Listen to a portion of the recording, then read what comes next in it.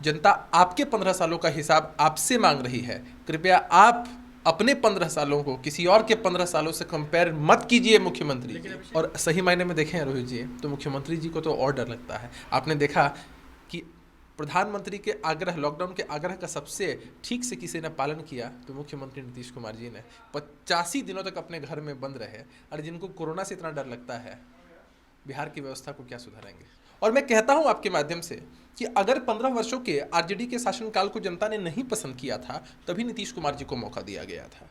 बिहार में बढ़ते अपराध को लेकर के सियासत जो है वो चरम पर है।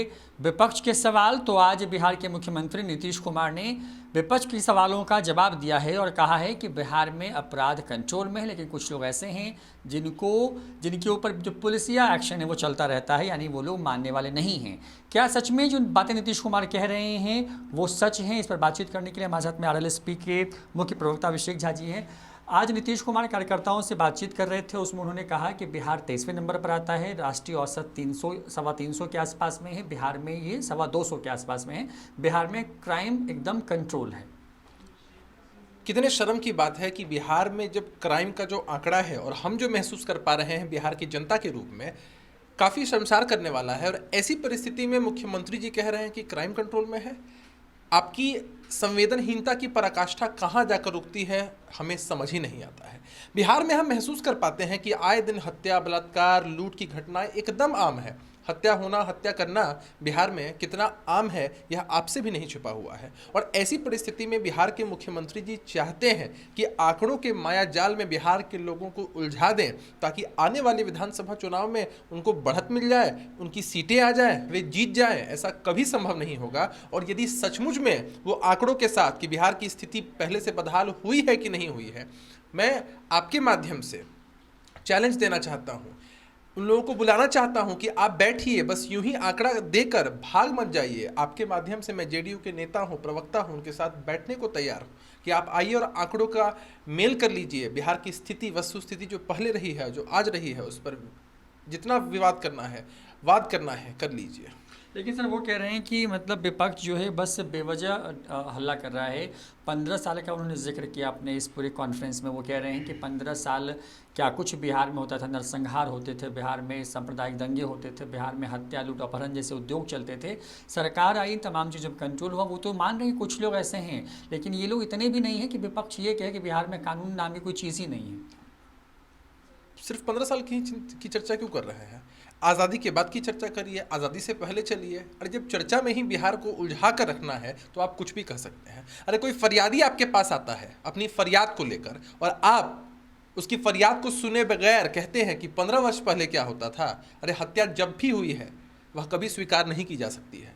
और मैं कहता हूं आपके माध्यम से कि अगर 15 वर्षों के आरजेडी के शासनकाल को जनता ने नहीं पसंद किया था, तभी नीतीश कुमार जी को मौका दिया गया था।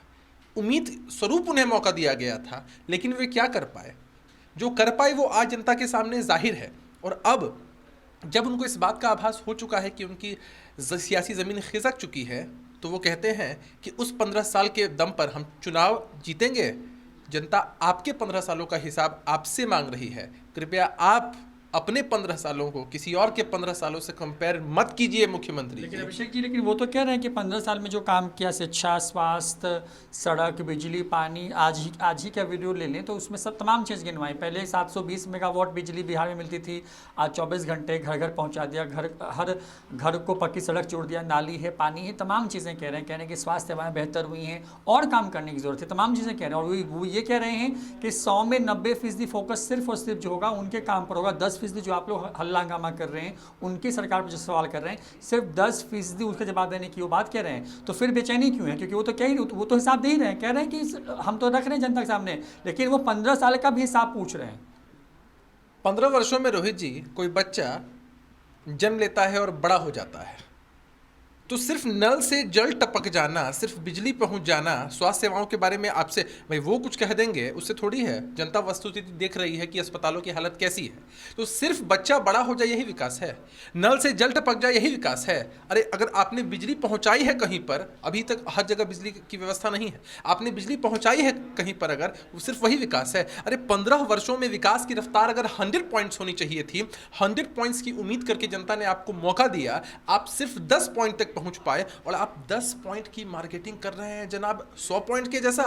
अरे आप जनता को दिग्भ्रमित करने की कोशिश कर रहे हैं। सिर्फ आप अपने आंकड़ों के मायाजाल से सिर्फ जनता को बरगलाना चाहते हैं कि हमने कुछ किया है। उनकी अपेक्षा, जनता को आपसे बड़ी अपेक्षाएं थी। आप पढ़ाई की बात करें, पढ़ाई हो, कमाई, दवाई, सिंचाई, कार्रवाई, सुनवाई, हर एक मामले में सरकार विफल रही है। अगर ऐसा नहीं होता तो आप एक बात बताइए कि हमारे इतने भाई जिनको हम प्रवासियों कहकर संबोधित कर रहे हैं लगातार इतने दिनों से, वे लोग रोजगार की तलाश में बाहर क्यों गए? जब बिहार के पास श्रम बल है तो नीतीश जी को जवाब देना चाहिए कि कितने उद्योग उन्होंने आज तक बिहार में लगाए हैं। बताएं कि कौन सी फैक्ट्री वो लेकर आए हैं, बताएं कि किस बड़ी कंपनी से उन्होंने निवेश मंगवाया है बिहार में। इन सारी बातों पर वो विफल होते हैं, और चुनाव नजदीक आ गया है तो कुछ भी शिगुफा दे रहे हैं, कुछ भी वादा कर रहे हैं, कुछ भी गिराने की कोशिश कर रहे हैं, लेकिन जनता अब बरगलाने नहीं वाली है। लेकिन वो कह रहे हैं कि डर खत्म कर दिया है। मतलब बिहार में लोग डरते थे पहले, यानी कि जो लालू यादव की सरकार थी, पति पत्नी की सरकार, उन्होंने इस्तेमाल किया शब्द, कहा कि उस वक्त में तो लोग डरते थे, अब कम से कम डरते नहीं हैं। सब डरते हैं, हम सब डरते हैं कि कब हम सरकार कितनी खिलाफत करते हों, कब हम किसी अन्याय कितनी खिलाफत करते हों, और कब हमारी जान जोखिम में चली जाए। आपके सामने कई घटनाक्रम है। अभी रिसेंट का घटनाक्रम देखिए, गोपालगंज में जो भी घटना घटी, सत्ता संपोषित लोगों द्वारा यह घटना को अंजाम दिया गया। डर किसको नहीं लगता है? मुझे लगता है कि आपको भी डर लगता होगा कि कहाँ हम जाएं और हमारे साथ कहाँ लूट हो जाए, कहाँ चोरी हो जाए, कहाँ डकैती हो जाए, किस मामूली सी बात पर हत्या कर दी जाए। इसलिए मुख्यमंत्री जी को डर नहीं लगता होगा। और सही मायने में देखें रोहित जी, तो मुख्यमंत्री जी को तो और डर लगता है। आपने देखा कि प्रधानमंत्री के आग्रह, लॉकडाउन के आग्रह का सबसे ठीक से किसी ने पालन किया तो मुख्यमंत्री नीतीश कुमार जी ने 85 दिनों तक अपने घर में बंद रहे। और जिनको कोरोना से इतना डर लगता है, बिहार की व्यवस्था को क्या सुधारेंगे? बिल्कुल, बिहार के मुख्यमंत्री नीतीश कुमार पे अभिषेक झा जी ने अपनी बातें भी बाकी से रखी हैं, साफ कर दिया है कि जिस राज्य के मुख्यमंत्री को इतना डर लगता है, उस राज्य के लोगों की स्थिति को समझा जा सकता है। कानून व्यवस्था पर नीतीश कुमार जो आंकड़े पेश कर रहे हैं उससे सिर्फ आई वॉश की कोशिश है, हकीकत उससे अलग है। बिहार के लोग अब बढ़ते अपराध को देख और महसूस कर रहे हैं। सहयोगी अकबर अली के साथ रोहित कुमार, न्यूज़ 4 नेशन, पटना।